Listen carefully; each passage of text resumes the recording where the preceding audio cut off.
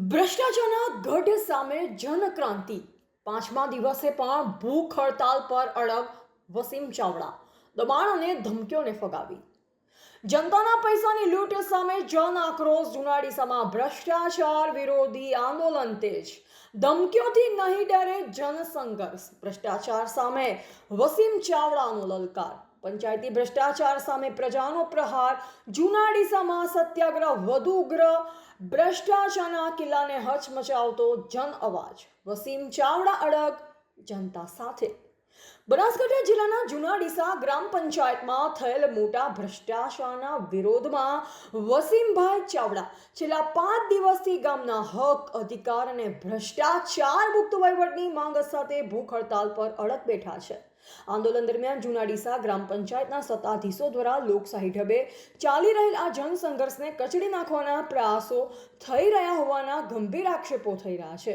જન આંદોલન સમિતિના જણાવ્યા મુજબ જન આક્રોશને દબાવવા માટે વહીવટીતંત્ર સમક્ષ વાંધા અરજીઓ કરવામાં આવી રહી છે અને આંદોલનને બદનામ કરવા પાયાવિહોણા તથા ભ્રામક આક્ષેપોનો સહારો લેવામાં આવી રહ્યો છે વસીમ ચાવડાએ જણાવ્યું કે સમાધાનના નામે દબાણ લાવવાના મીડિયાનો અવાજ દબાવવાના અધિકારીઓ પર પ્રભાવ પાડવાના અને આંદોલનને નબળું પાડવાના અનેક પ્રયાસો થઈ રહ્યા છે વધુમાં તેમના વિરુદ્ધ ટ્રેક્ટર ચોરી બાઇક ચોરી સહિતના ખોટા કેસોમાં ફસાવાની ધમકીઓ પણ આપવામાં આવી રહી હોવાનું તેમને જણાવ્યું છે તેમણે સ્પષ્ટ શબ્દોમાં કહ્યું કે સત્ય અને ન્યાય માટેની આ લડત કોઈ પણ દબાણ ધમકી કે ષડયંત્રથી અટકવાની નથી ભ્રષ્ટાચારના કાળા સામ્રાજ્ય સામે જનતાનો આ અવાજ વધુ પ્રબળ બનશે જુનાડીસાની 18 વરણની પ્રજા તરફથી મળી રહેલ અભૂતપૂર્વ સમર્થનથી આંદોલન વધુ મજબૂત બન્યું છે ગામના યુવાનો વડીલો મહિલાઓ અને જાગૃત નાગરિકો આ લડતને ગામના ભવિષ્ય અને વિકાસ માટેની નિર્ણાયક લડત તરીકે જોઈ રહ્યા છે જન આંદોલન સમિતિએ જણાવ્યું કે જ્યાં સુધી ભ્રષ્ટાચાર સામેની માંગણીનો સંતોષકારક ઉકેલ નહીં આવે અને જવાબદાર તત્વો સામે કાર્યવાહી નહીં થાય ત્યાં સુધી સત્યાગ્રહ છાવણી છોડવાનો કોઈ પ્રશ્ન ઊભો થતો નથી સમિતિએ ગ્રામ લોકોને આગામી કાર્યક્રમોમાં મોટી સંખ્યામાં જોડાઈ ભ્રષ્ટાચાર સામેની આ જન ચળવળને વધુ મજબૂત બનાવવા અપીલ કરી છે શનિવારના દિવસે અમારો પ્રથમ દિવસ હતો અમારી આ લડાઈ કોઈ વ્યક્તિ સામે નથી કોઈ સમાજ સામે નથી કોઈ પક્ષ સામે નથી અમારી લડાઈ બે જ મુદ્દાને આધીન છે જે છેલ્લા 2010 થી લઈને 2025 સુધીના એટલે કે 15 વર્ષ સુધીના હિસાબ કિતાબ ગ્રામ પંચાયત જાહેર કરે અમારા જાણવા અને માનવા મુજબ 2010 થી 2025 સુધી ₹44 કરોડ રૂપિયા ગામની અંદર ફાળવવામાં આવ્યા પરંતુ આજ દિન સુધી આ ગામની અંદર ક્યાંય વિકાસ દેખાણો નથી અને એની અમે શરૂઆત કરી વિકાસના હિસાબ માંગ્યા તો ખોટા આક્ષેપ કરવામાં આવ્યા કોઈ આઈટીઆઈની માહિતીનો જવાબો આપવામાં આવ્યા નથી છેલ્લા 1 વર્ષમાં અંતે અમે ભૂખ હડતાલ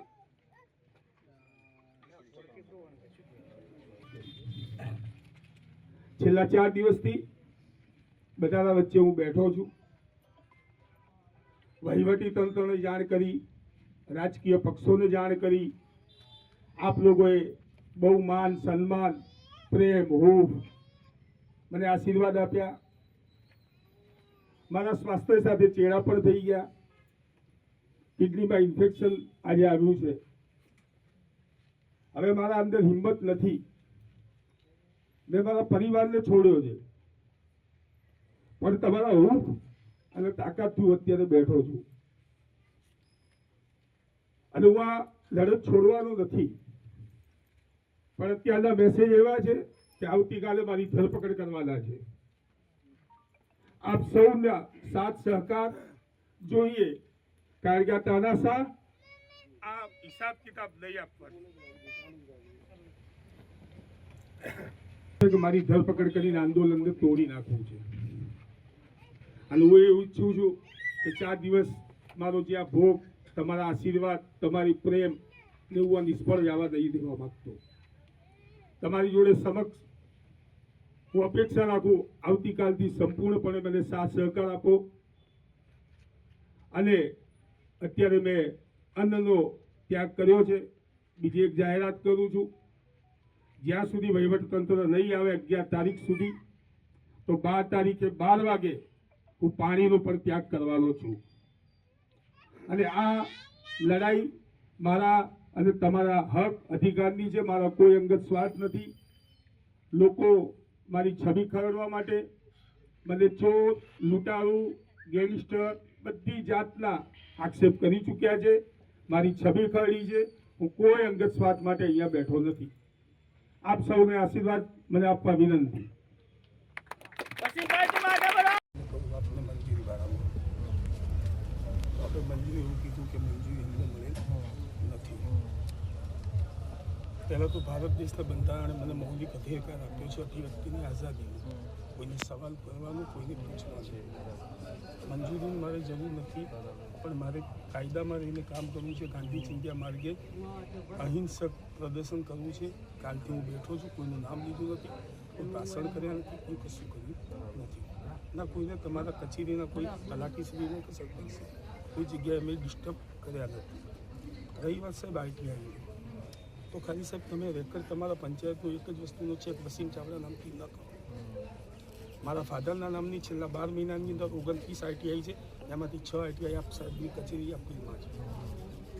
આપ સાહેબની કચેરી અપીલમાં છે સર. તલાટી સાહેબની પણ ધ્યાને હશે ને બધાને ધ્યાને. બીજી અગાઉ એક વાત કહું, મેં આ રીતે જ આઈટીઆઈ માહિતીને આ રીતે જ ભ્રષ્ટાચાર ખુલ્લો પાડવાનો પ્રયત્ન 2024ની અંદર કર્યો હતો. મારી ઉપર ખોટી ખંડણીની ફરિયાદ દાખલ થઈ ગઈ છે. અત્યારે ડીસા નામદાર કોર્ટની અંદર એ મેટર સબ જ્યુડિસ છે અને એમાં હું કાયદાકીય પ્રોસેસમાં ઘણો લાંબો નીકળ્યો છું. રવિવાર સાહેબ આપના તરફથી જવાબ આપી દીધો કે 30 દિવસની અંદર આપી દઈશું. હું આપના વહીવટીતંત્રને એટલું કહેવા માગું છું કે અમારી જો ગામજનોની માગ છે, મારી સ્વતંત્ર, મારો આમાં તો કોઈ હેતુ છે નહીં, મારો કોઈ વ્યક્તિગત સ્વાર્થ નથી સર.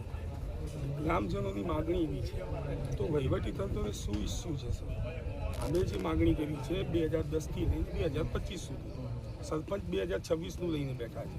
અમે 15 વર્ષની માંગ કરી છે. એ ગેરમાર્ગે એ દોરાયા છે, અમે નથી દોર્યા. અમારો વ્યક્તિગત કોઈનાથી વિરોધ ના તલાટી સાહેબથી, જે તે પણ કર્મચારી કે જે તે પણ પંચાયતનો સદસ્ય આમાં ગુનેગાર હોય એને છોડવામાં ના આવે. અમારી માંગ એટલી છે અને જ્યાં સુધી સાહેબ આ માંગ નહીં સ્વીકારે ત્યાં સુધી આ ભૂખ હડતાલ સમેટાશે નહીં. ઇવન બીજી એક નવી વાત કરી સાહેબ, જો વહીવટીતંત્ર આ સાંજ સુધી જો આનું નિરાકરણ નહીં લાવે તો અત્યાર સુધી મેં અન્નનો ત્યાગ કર્યો, આવતીકાલે સવારથી હું જળનો પણ ત્યાગ કરવાનો છું.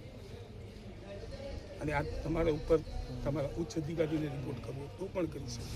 મારી તબિયત મેડિકલ ટીમ ઊભી છે, દિવસે ને દિવસે બગડે છે અને હું કોઈને હેરાન કરવા માટે નથી ઊભો છું. મને હેરાન કરવામાં આવે, મેં કોઈને હેરાન નથી કર્યા અને ગામજનોની રજૂઆત લઈને હું બેઠો છું. મારો કોઈ વ્યક્તિગત સાહેબ, મારા 2 બાળકો છે એ પણ બીમાર છે, એમને મૂકીને હું અહીંયા બેઠો છું. અને અમારા બાળકોને અમારા હક અધિકારની અમારી લડાઈ છે, કોઈ વ્યક્તિગત કોઈની સાથે લડાઈ નથી. આપ સાહેબ જે બી કરો, બાકી અમારું આંદોલન અહીંયા યથાવત રહેશે જ્યાં સુધી ડીડીઓ સાહેબને કલેક્ટર સાહેબ અહીંયા નહીં આવે. અમારી પર્સનલી ડિમાન્ડ એવી છે, અમારે મૌખિકલી અને લેખિતલી એમને રજૂઆત કરવાની છે.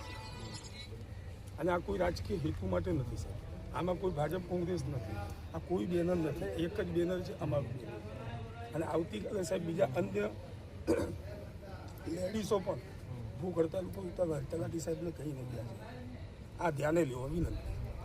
બાકી આપ એક કરતાં ઘણા જણા આવી ગયા છે, ઘણા જણા વોટિંગ લેવા આવે છે, વોટિંગ લે છે, ફોલાવે ફોટાવે બધાને ગરમ ફરે છે.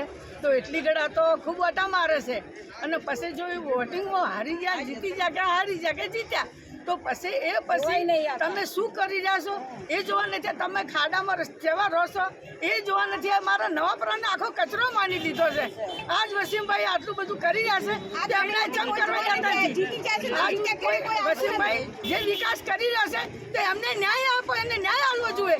ને કે આ બધા ભૂખ હડતાલ પર ઉતરશે. તમે શું અમારો ન્યાય છે, અમારો ન્યાય જોવાનો. તમે અહીંયા કેમ આવ્યા છો બધા?